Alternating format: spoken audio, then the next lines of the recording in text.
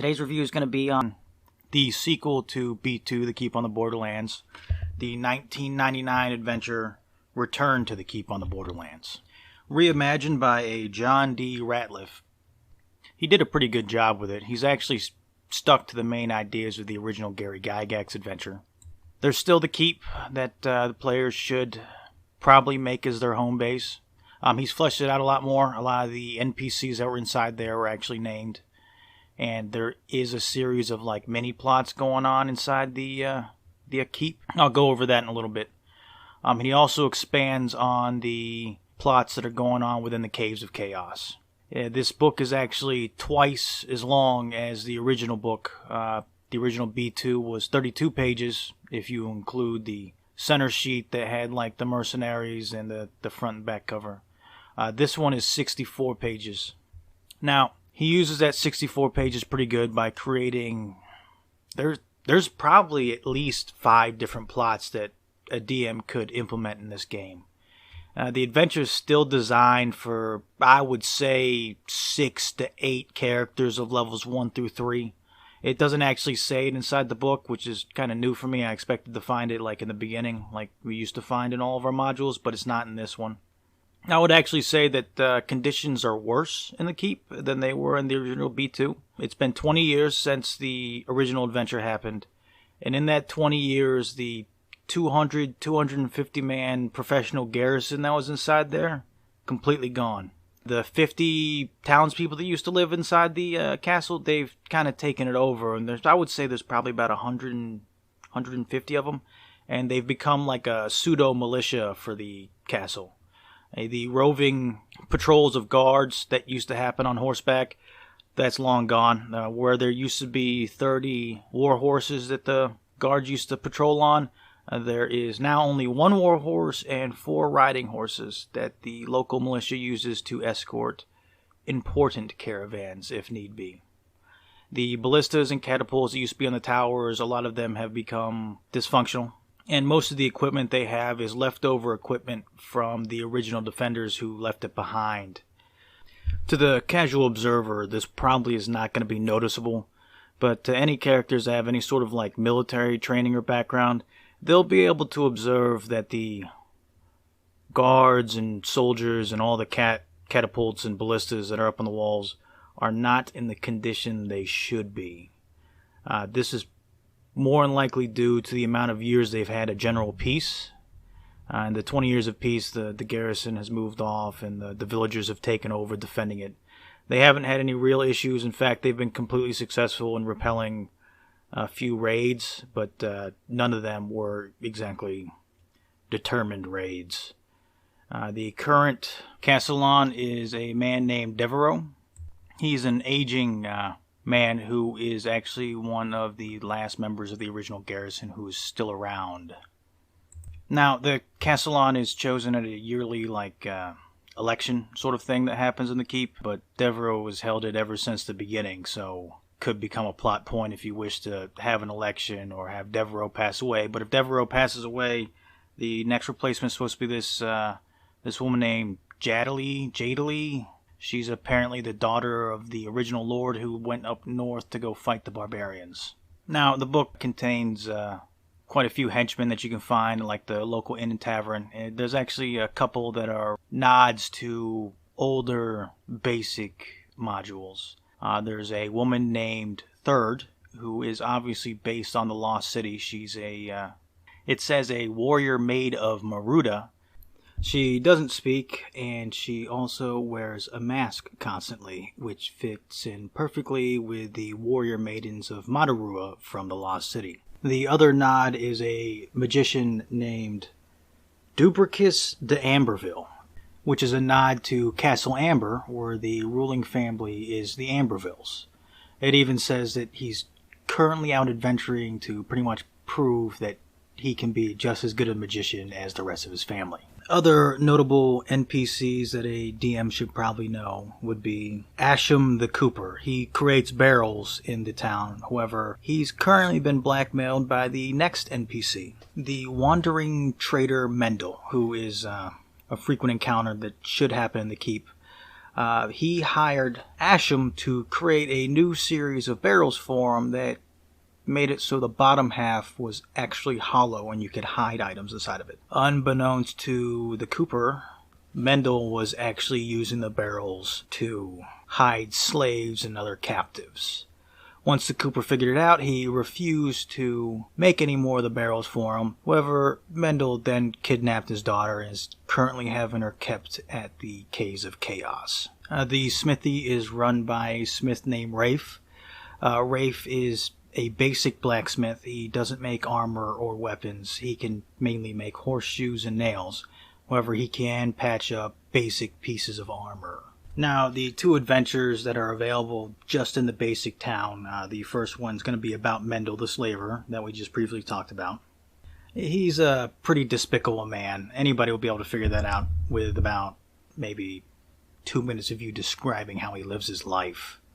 Behind his cheerful demeanor, Mendel is a slaver.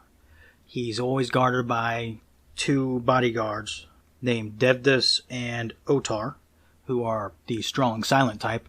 And he's always accompanied by two attractive women who are actually charmed to do whatever he says. Mendel will try and be a cheerful sort of individual with the player characters, trying to get on their good graces. Mendel also hires stray caravan guards left behind and also pays the ransom to release prisoners from the keep that have committed minor crimes.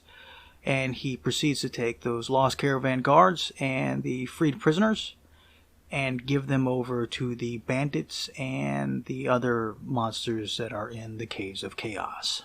It should be noted that Mendel is a 4th level magic user. The second adventure available in the town is called the Assassin's Challenge. These two assassins are supposed to appear between the second and third time the player characters have returned back to the keep. It is noted in the book that this is an optional adventure. It only really contains 2 new NPCs named Thomas and Olga. Thomas is a 7th level assassin or thief, while Olga is a 6th level magic user, sorceress, wizard, warlock, whatever it is you want to run it in. And their entire intention is to silently and slowly kill off all the members of the keep as sort of like pretty much they're trying to show off to a rival Assassin's Guild about how skilled they are. One of the first victims that the player characters and NPCs will find of assassination attempts in the castle will be Tomas himself. Holga will create an illusion to make it look like he's died, thus taking any sort of suspicion off their back as they proceed to slowly, one by one, kill off the ranking members of the town to further destabilize it, push people out of the town. They'll go on to like poisoning the water wells and everything else until they can finally get everybody to desert the keep. There is a third adventure, supposedly, and it's titled Sir Robin. Sir Robin is pretty much an annoying bard that follows the party and tries to become as obnoxious as possible and continues to not help the player characters and pretty much just makes everything worse. In fact, one of the subplots for the Assassin's Challenge, they'd offer to have Sir Robin be one of the first victims.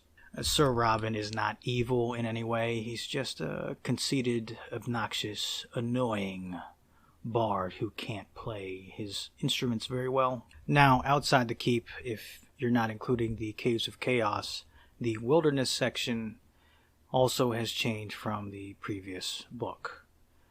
Where the bandit camp used to be is now the location of the surviving gnolls that had escaped from the Caves of Chaos.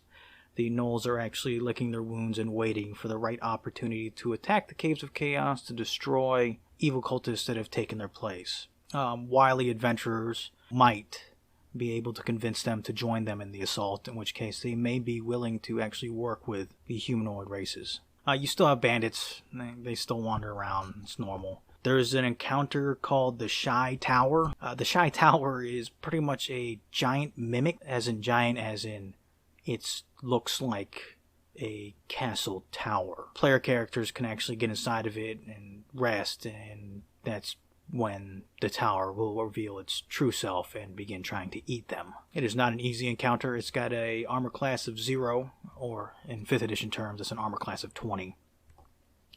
It's got 30 hit dice, which 200 HP, and it hits armor class 0 on a 1. In 5th edition terms, that's a plus 19 to hit. Has 3 attacks, 1 for each floor of the tower, and it does 4d6 damage as the pseudopods actually come from the walls and begin attacking the player characters. The book does go on to say that the tower will give the player characters a scare, but try not to slaughter a lot of them. The idea is to hit them with something totally unexpected to scare the willies out of them. So, have the player characters camp inside there. I think is a nice safe spot, this random fortified tower on top of a hill. Sounds like a pretty good spot to set up camp. And while they're beginning their long rest, have the tower start attacking them and let them escape. It's not that hard. The front door is there. The lizard men that used to exist in the swamp, they're still there. However, they are severely depleted and hate humanity. Still have zombies, shambling mounds, spiders, sturges. There's a harpy that is also a random encounter where if player characters aren't careful, they'll be charmed by it. They'll have a chance to run into pilgrims, and there's a lacrata that can attack them if they have the unfortunate chance of running into it. There's another interesting one, the Bee-Man, which looks to be a replacement for the Mad Hermit from the previous book. Should your players have the chance to encounter him, they are supposed to have a little bit of warning before running into him, as in once they get within half a mile of his location, there should be swarms of bees moving back and forth, which are not supposed to attack the players. And they will find the Bee-Man standing in the middle of a glade with bees swarming around him and going into the wildflowers and clovers all over the ground. He maintains a row of well-maintained beehives. Should the players hail him, he'll politely stop what he's doing and wait for them to approach, and he'll even conversate with them. However, he'll continue to want to change the conversation to be about bees. He does sell honeycombs and everything else, and he is not a NPC to mess with. The Bee-Man is actually a 7th level druid. So should the player characters decide to attack him for some reason, because we all know how player characters can be, the Bee-Man will defend himself, and also the bees will start attacking the PCs. Now, should the player characters continue moving forward and finally make their way to the Caves of Chaos, there is 2 factions still having like a ongoing war in the caves. You have the Goblinoids versus the Cult of the Hidden Temple. There's also 3 caves that are unaligned. It would be Cave A, the Kobolds, who are not aligned with anybody. Cave I, the Labyrinth, which is inhabited by Minotaurs. And Cave G, which is just a fungus cave. I'm going to go over each cave in alphabetical order. Cave A is still the Cave of the Kobolds. They still reside in there, however, there is no leader for them anymore. In fact, where the leader used to be in the original adventure, it now has a sort of like mural in front of it showing a giant kobold crushing smaller sized human beings. They mainly do this as scare would-be adventurers from breaking into there. However, the gods of the kobolds find this slightly humorous, and there is a 1% chance they may actually get involved if an adventurer opens the door to the room. Cave B is the Bandit Cave. The orcs that used to reside in there are now deceased. The bandits work together with Mendel and the Cult of the Hidden Temple, and are one of the largest suppliers of slaves and fresh material for the necromancers in the valley. Cave C is the other cave of the orcs from the previous book. However, this cave is now full of the last stand of the orcs of both of the caves. The orcs from Cave B had actually retreated to Cave C to make their final stand against the cultists and the bandits, and they did not survive. The player characters will find signs of battle and piles of corpses inside this cave. Not much actually inhabits this cave, though some necromancer experiments into reviving orc corpses has happened, and there is 4 small humanoid corpses made from the dead children of orcs in one of the rooms. Cave D is the Goblin Lair, though the cave now also includes the hobgoblins who retreated from their cave. Both still reside inside there. The hobgoblins and the goblins set aside their differences to fight against their common enemy. Though it doesn't say it in here, I would say these two parties would also be willing to work with player characters in order to overthrow the hidden temple in the valley. Cave E is the troll cave, which also used to be the cave for the ogre who used to be there, who is now dead.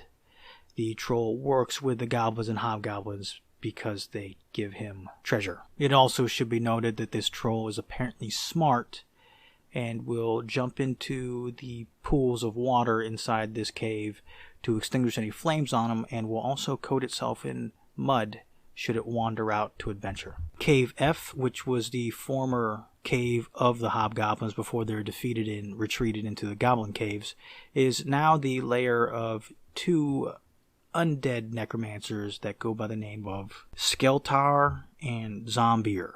And as their name suggests, one is a intelligent zombie and the other is an intelligent skeleton. These two are currently working on experiments to make their necromancy better, and they're also in the process of decomposing bodies to create more skeletons. Cave G is the fungus cave. There's actually some interesting random encounters that can happen should PCs wander into here.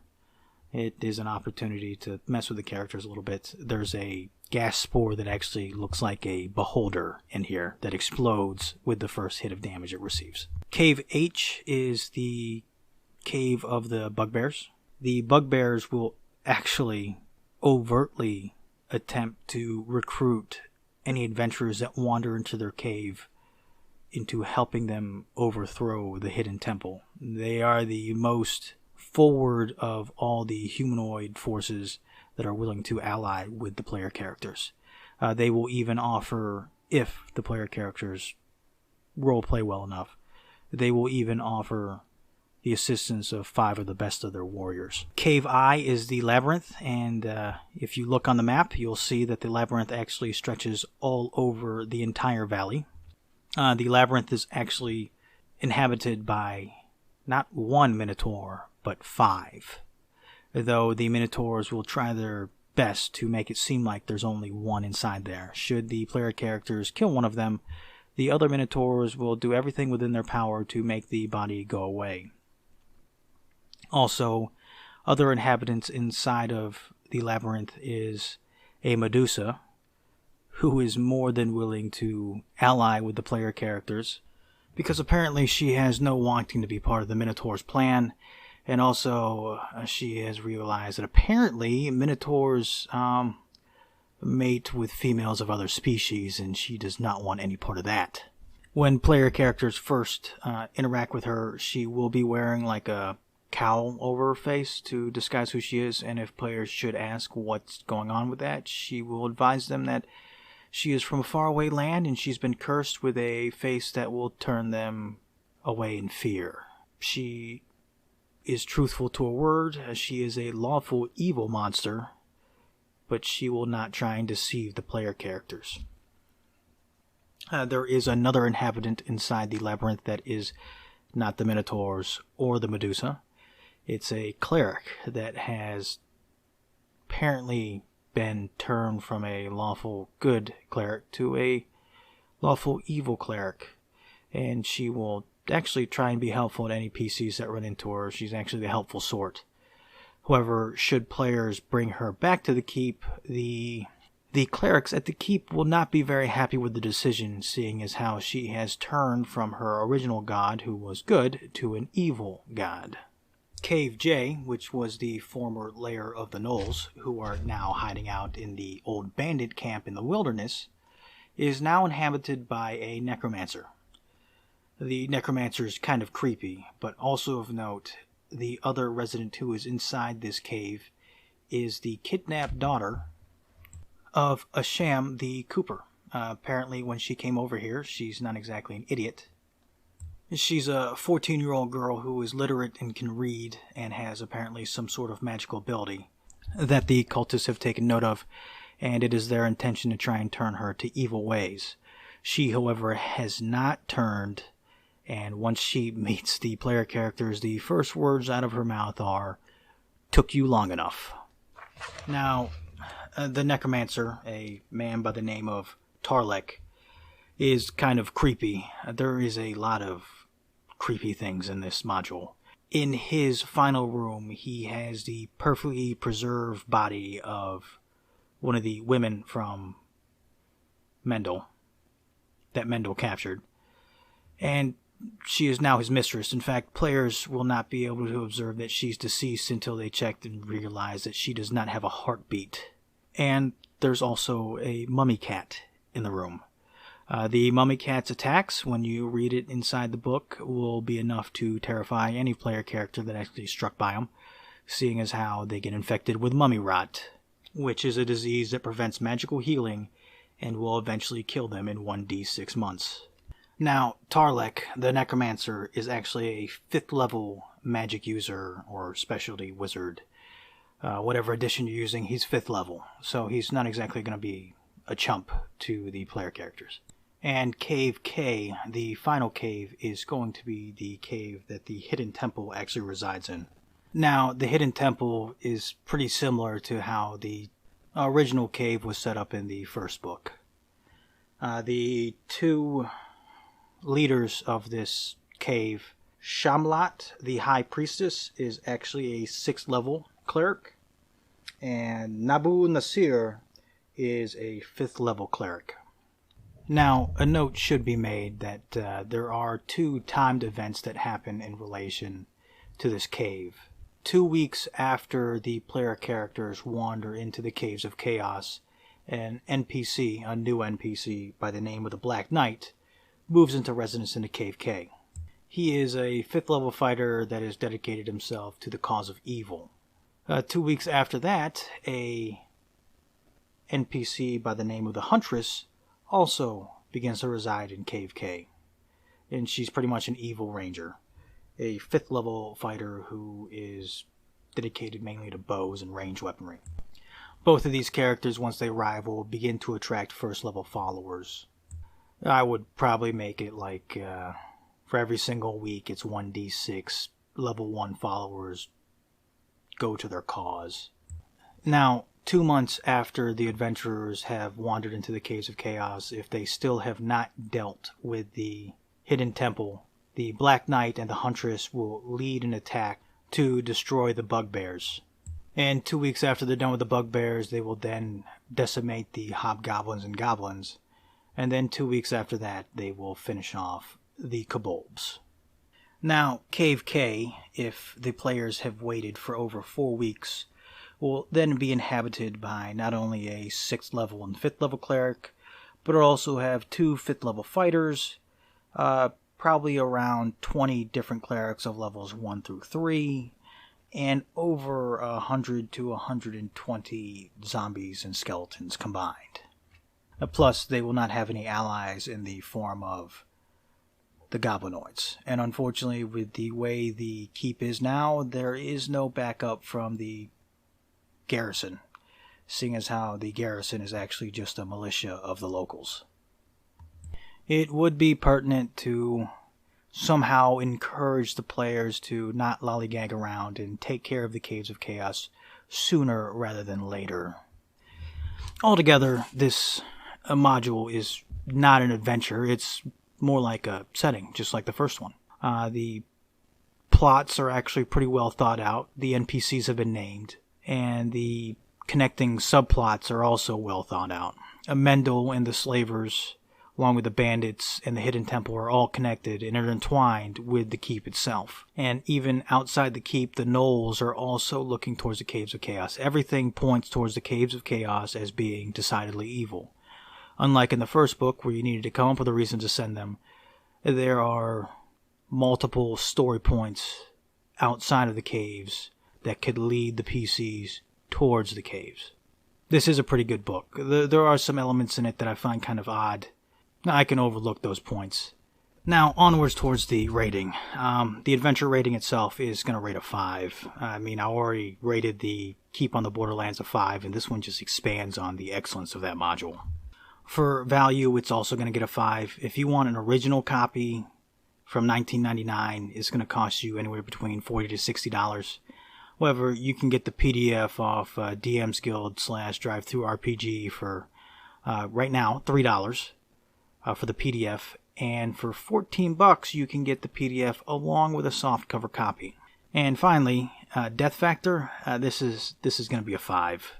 If it's a group of levels 1 through 3 adventurers facing off against what I just described in Cave K, they're screwed. If your players are not very smart in making decisions and are just the sort that just rush into caves, they're probably also going to die.